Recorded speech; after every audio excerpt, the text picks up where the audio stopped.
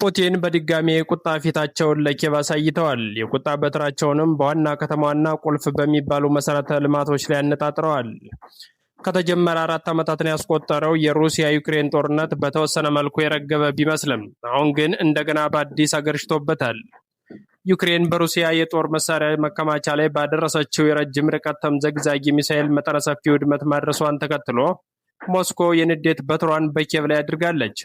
ሩሲያ ለቁጥር የሚያዳግቱ ረጅም ርቀት ተምዘግዛጊ የባሊስቲክ ሚሳኤሎችን ወደ ኪየቭ ስትልክ ዩክሬን ሚሳኤሎቿን ለመከላከል ያደረገችው ሙከራ አልሳካ ብሏታል። የሩሲያ ጦር በዩክሬን ዋና ከተማ ኪየቭ እና በሌሎች ቁልፍ ከተሞች ላይ የከፈተችው መጠነ ሰፊ ባሊስቲክ ሚሳኤል ጥቃት የሁለቱንም ሀገራት ግጭት ዳግም ወደ አደገኛ ምዕራፍ እንዲሸጋገር ያደርጋል የሚል ስጋት ደቅኗል። ይህ ጥቃት የተፈጸመው በሞስኮ እና በኪየቭ መካከል ሊደረግ የታሰበው የሰላም ድርድር በሞስኮ መዘግየት ምክንያት መጓተቱን ተከትሎ መሆኑን የክሬምሊን ፍላጎት ከሰላም ይልቅ ወታደራዊ የበላይነትን ማረጋገጥ መሆኑን በግልጽ የሚያሳይ ስለመሆኑ ምዕራባውያን ተንታኞች እየገለጹ ይገኛሉ። በኪየቭ ሰማይ ላይ የተተኮሱት የሩሲያ ባሊስቲክ ሚሳኤሎች በዋና ከተማዋ ነዋሪዎች ላይ ከፍተኛ ድንጋጤን የፈጠሩ ሲሆን የመንግስት ባለስልጣናት እንደገለጹት ከሆነ ጥቃቱ ያነጣጠረው በከተማዋ የኃይል አቅርቦትና በመንግስት የአስተዳደር ተቋማት ላይ ነው ተብሏል።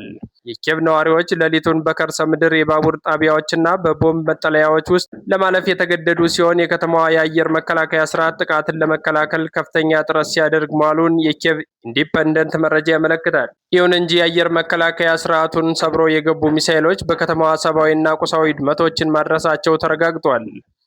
ከዋና ከተማዋ ኪየቭ ባለፈም የሩሲያ ተዋጊ አውሮፕላኖችና ሚሳኤሎች የዩክሬንን የባቡር መስመር መሰረተ ልማቶች በከፍተኛ ሁኔታ እያጠቁ ይገኛሉ።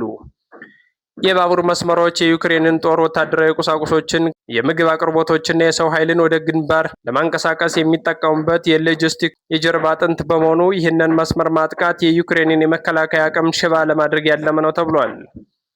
በጥቃቱ ምክንያት በርካታ ባቡሮች ከጥቅም ውጭ የሆኑ ሲሆን በምስራቃዊና በደቡባዊ ዩክሬን የሚገኙ የባቡር ጣቢያዎችና ድልድዮች በከፍተኛ ሁኔታ መጎዳታቸውም ተሰምቷል። ይህ ደግሞ በጦርነቱ ግንባር ላይ ላሉ ወታደሮች ብቻ ሳይሆን ከአካባቢው መሸሽ ለሚፈልጉ ሲቪሎችም ትልቅ ፈተና እንደሆነባቸው ዘገባው አክሏል። ሞስኮ በዩክሬን ላይ የምታደርሰውን ጥቃት እያባባሰች ባለችበት በዚህ ወቅት በዲፕሎማሲው መስመር የሚታዩ መዘግየትና ግትርነት የዓለም አቀፉን ማህበረሰብ ስጋት ከፍ አድርጎታል። የሰላም ድርድር እንዲጀመር የሚደረጉ ጥረቶች ሁሉ በሩሲያ በኩል የሚቀርቡ ቅድመ ሁኔታዎች ምክንያት መሰናክል እየገጠማቸው እንደሚገኝ ተመላክቷል። የዩክሬን ባለስልጣናት እንደሚሉት ከሆነ ሩሲያ ድርድሩን የምታጓትተው በጦር ሜዳ ተጨማሪ ድሎችን ለመቀዳጀት ጊዜ ለመግዛት ነው ተብሏል። ሚሳኤሎች በከተሞች ላይ እንደ ዶፍ እየዘነቡ ባሉበት ሁኔታ ስለ ሰላም መነጋገር የማይቻል መሆኑን ኪየቭ ብታሳስብም ክሬምሊን በተቃራኒ ወታደራዊ እርምጃዋን ሊመቀነስ ምልክት አላሳየችም። ሩሲያ የውጭ ጉዳይ በኩል ደግሞ የጦርነቱ ጫና እየታየ መሆኑን የሚጠቁሙ መረጃዎች እየወጡ ነው። በተለያዩ አካባቢዎች የሚከናወነው አዳዲስ የግዳጅ ውትድርና ምልመላ በነዋሪዎች ዘንድ ከፍተኛ ቅሬታና ስጋትን ፈጥሯል ሲል ጄሩሳሌም ፖስት ዘግቧል። ዘገባው አክሎም ሩሲያ በዩክሬን ግንባር እያጣች ያለችውን የሰው ኃይል ለመተካት የምታደርገው ጥረት በገጠራማ የሩሲያ ክልሎች ላይ ከፍተኛ ማህበራዊ ጫና እያደረሰ ይገኛል ብሏል።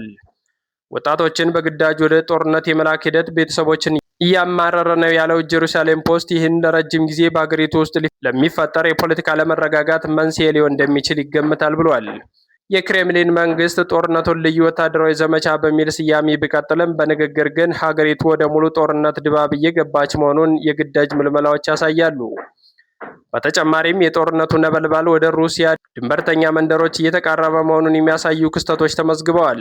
በቅርቡ በአንድ የሩሲያ መንደር ውስጥ የሚገኝ ወታደራዊ ተቋም በሚሳኤል መመታቱን ተከትሎ የመንደር ነዋሪዎች በአስቸኳይ እንዲለቁ ተደርጓል። ሩሲያ ይህን አደጋ የተከሰተው የዩክሬንን ድሮኖች ወይም ሚሳኤሎች በአየር መከላከያ ተመተው ሲወድቁ በተፈጠሩት ፍርስራሽ መሆኑን ብትገልጽም ክስተቱ ግን ጦርነቱ ከዩክሬን ምድር አልፎ ወደ ሩሲያ ግዛት ውስጥ የገባ መሆኑን ያሳያል። በዩክሬን ከተሞች ላይ የሚምዘገዘገው የሚሳኤል ማዕት የሰው ልጆች ሕይወት ብቻ ሳይሆን የዓለም አቀፉን የሰላም ተስፋም አብሮ እየሰበረ ይገኛል። የሩሲያ ጦር በኪየቭ ላይ የከፈተው ጥቃት በቴክኖሎጂ የረቀቁ የባሊስቲክ ሚሳኤሎችን በመጠቀም የተፈጸመ መሆኑን የሞስኮን ወታደራዊ ዓላማ ግልጽ ያደርገዋል። እነዚህ ሚሳኤሎች በሰከንዶች ውስጥ ኢላማቸውን የመምታት አቅም ያላቸውና የአየር መከላከያ ስርዓትን ሰብሮ የመግባት እድላቸው ከፍተኛ በመሆኑ በኪየቭ ነዋሪዎች ላይ የፈጠሩት ስጋት እጅግ ከፍተኛ ነው ተብሏል። በከተማዋ የሚገኙ ሆስፒታሎች፣ ትምህርት ቤቶችና የመኖሪያ ህንፃዎች ለጥቃቱ ተጋላጭ ሆነዋል። የኪየቭ ከንቲባና ሌሎች ባለስልጣናት እንደገለጹት ከተማዋ በከፍተኛ ኃይል አቅርቦት እጥረትና በውሃ መቆራረጥ ውስጥ ትገኛለች። ይህም በክረምቱ እንቅስቃሴ ውስጥ የሚገኘው ህዝብ ለከፋ ስቃይ አጋልጦታል። የዩክሬን የባቡር መስመር ከምዕራባውያን ሀገራት የሚመጡ ወታደራዊ ድጋፎችን ወደ ግንባር ለማድረስና የአገሪቱን የግብርና ምርቶች ለዓለም ገበያ ለማቅረብ የሚያገለግለው ዋነኛው የደም ስር ነው። ይህን የደም ስር መቁረጥ ማለት ዩክሬንን በኢኮኖሚና በወታደራዊ አቅም ማዳከም ማለት ነው። በባቡር ጣቢያዎች ላይ የተፈጸሙት ጥቃቶች የዓለም አቀፉን የሰብአዊ መብቶች ሕግ የሚጥሱ መሆናቸውን የሰብአዊ መብት ተሟጋቾች በጽኑ እያወገዙ ይገኛሉ። በዓለም አቀፍ ደረጃ በሞስኮና በኪየቭ መካከል ድርድር እንዲጀመር ግፊት ቢደረግም ሩሲያ ግን በድርድር ጠረጴዛው ላይ የምታሳየው ዳተኝነትና ግትርነት ሂደቱን አጓቶታል። የክሬምሊን ባለስልጣናት ለድርድር ዝግጁ መሆናቸውን በቃል ቢገልጹም በተግባር ግን የማይቻሉ ቅድመ ሁኔታዎችን በማቅረብ ድርድሩን ያጓትታሉ። በሩሲያ የውስጥ ምድርም የጦርነቱ ጠባሳ በግልጽ መታየት ጀምሯል። በተለይም በታምቦቭ ክልል የሚካሄደው የአዲሱ የግዳጅ ውትድርናና ምልመላ በህብረተሰቡ ውስጥ ትልቅ መነጋገሪያ ሆኗል።